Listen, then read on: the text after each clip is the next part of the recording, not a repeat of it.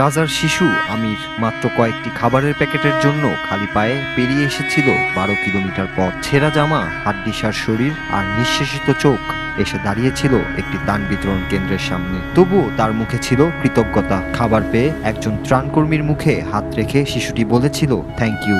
আর সেই মুহূর্তটি হয়ে গেল তার জীবনের শেষ স্মৃতি। ঘটনাটি বর্ণনা করেছেন মার্কিন সেনাবাহিনীর সাবেক বিশেষ শাখার কর্মকর্তা অ্যান্টনি আগুইলার, যিনি সম্প্রতি গাজার বিতর্কিত ত্রাণ সংস্থা জিএইচএফ থেকে পদত্যাগ করেছেন। তার চোখের সামনে ঘটে যাওয়া এই ঘটনা তিনি তুলে ধরেন একটি অনলাইন সাক্ষাৎকারে। বলেন, আমির খাবারের প্যাকেটগুলো মাটিতে রেখে আমার মুখ ছুঁয়ে চুমু দিয়েছিল, যেন তার সর্বস্ব দিয়েই কৃতজ্ঞতা জানাতে চেয়েছিল। এমন আন্তরিকতা হয়তো সারা জীবনে একবারই কেউ অনুভব করে।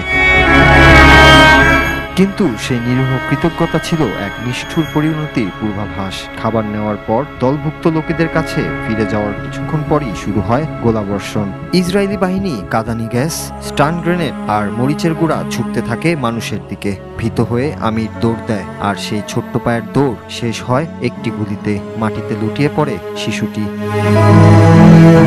এই ঘটনা শুধু একটি শিশুর মৃত্যু নয়, বরং গাজার নিষ্ঠুর বাস্তবতার প্রতিচ্ছবি, যেখানে মানবতা অনেক আগেই বিদায় নিয়েছে আর জীবনের মূল্য পরিণত হয়েছে পরিসংখ্যানে।